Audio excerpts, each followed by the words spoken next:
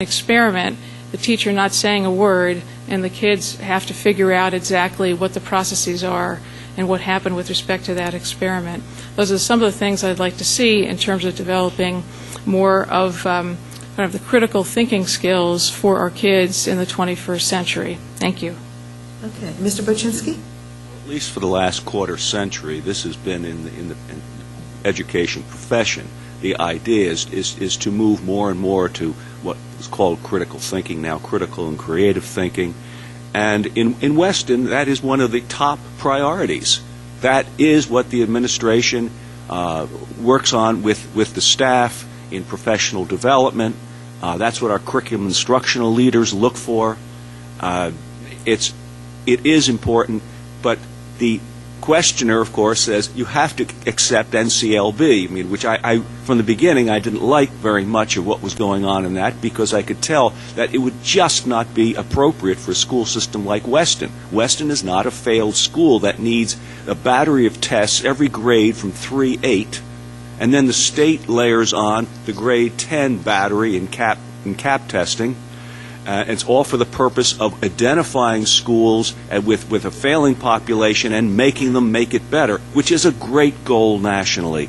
But if you look at Weston's results on things like the mastery tests, one of the two districts that get an 80% or more level of more than pass on it, our students are in really great shape. The other thing, too, to think about is some of these tests and some districts do emphasize, the test and getting good results, but it depends on the test. Some of them I don't think are very good, but there are some tests that really do get into more critical thinking and can be very creative. Just take a look at the kind of questions that come up, not factual questions, but what you're asked to do on some of the advanced placement tests. That is an interesting thing to look at. And some of the other tests, I wish I were a national legislator. I would really like to change that law. Thank you. Ms. Kimberly. As Dick mentioned, this is one of the areas that we are focusing on, critical-based thinking, getting away from teaching to the test or rote memorization,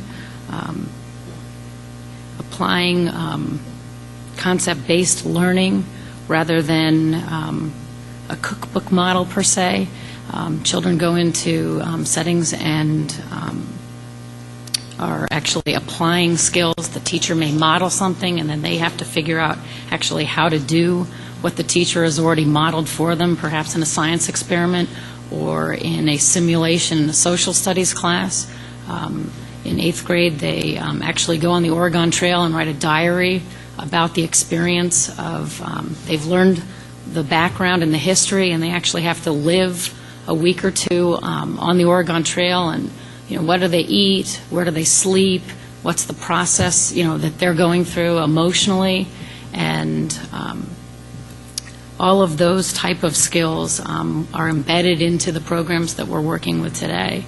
And as Dick mentioned, this is all coming through professional development and working with the curriculum instructional leaders in the specific areas. Thank you. Okay, Ms. Stead?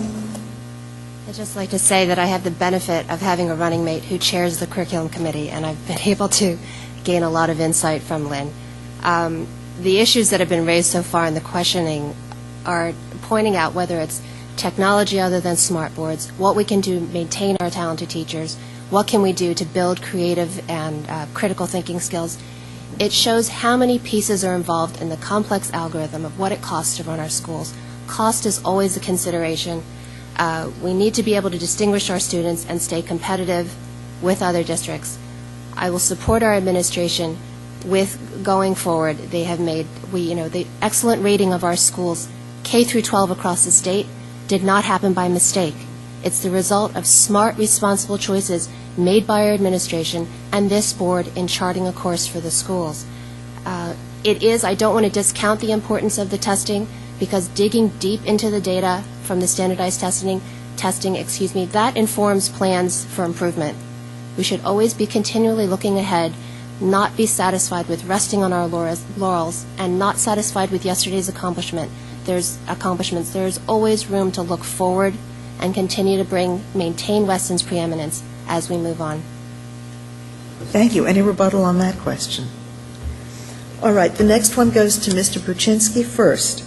In your view, how closely tied to student success is class size? What teacher-to-student ratio should Weston have? I would invite the questioner and anybody here to attend our coming business meeting in November, in which almost the entire meeting is going to be devoted to class size issues. It'll give us all a chance to look at any recent results in the literature. We'll have a chance to do some comparisons, and we already have done that, but we'll look at them more carefully with our competitor schools. But basically, what we have said is that when you go K-8, except for grade 1, which we have an 18 to 20 range, 20 to 24 seemed appropriate, and not to exceed those guidelines. For me, the emphasis has to be on early childhood education. I don't think it's going to be possible in this budget, but if in the future we get through this rough economic climate and there's the support of the community, I'd like to see K2 all be in the range of 18 to 20. But I don't think that's possible right now. And the reason is very simple.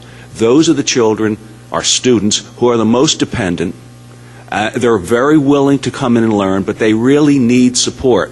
They may not have a really good idea of how to succeed at it. And we want to always intervene early when somebody needs that support. Catch them then, help them out. If we do that, we're really going to be in much better shape. Children who are older, our older students in the high school, most of them, not all, most of them have a pretty good idea what that path to success is, and they're able to handle a larger group. So let's look at K-5 in particular and make sure that's where the investment really should be on class size matters. And come to the November meeting. It'll be interesting. Thank you. Okay. Ms. Kimberly. Not just about class size, it's also about, as we spoke in an earlier question, about the teacher that's in front of the classroom. Class size is something that we struggle with every year. We have guidelines that have been in place for almost 20 years. And as Dick mentioned, in November, we are dedicating an entire meeting to talk about class size, and obviously before the budget process begins. Dick mentioned K through 5. I agree. I think it should be in the younger grades that we need to be ever mindful of how many students are in the classroom. In these economic times, no one knows what's going to happen going forward in the next few years. I think the youngest grades, K2, are probably most important. That's when the children are learning how to read, they're learning how to write, as well as master mathematics skills. Class size is very important. I don't think anyone on the Board of Ed wouldn't tell you that.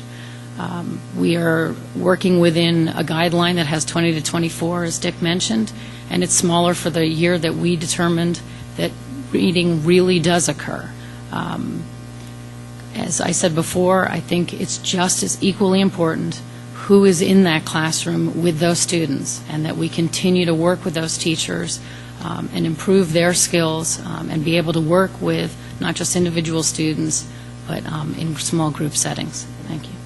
Thank you, Ms. Steck. I'm sorry, was the second part of the question what teacher-to-student ratio is Yes. appropriate? How closely tied to student success is class size, and what teacher-to-student ratio should Weston have?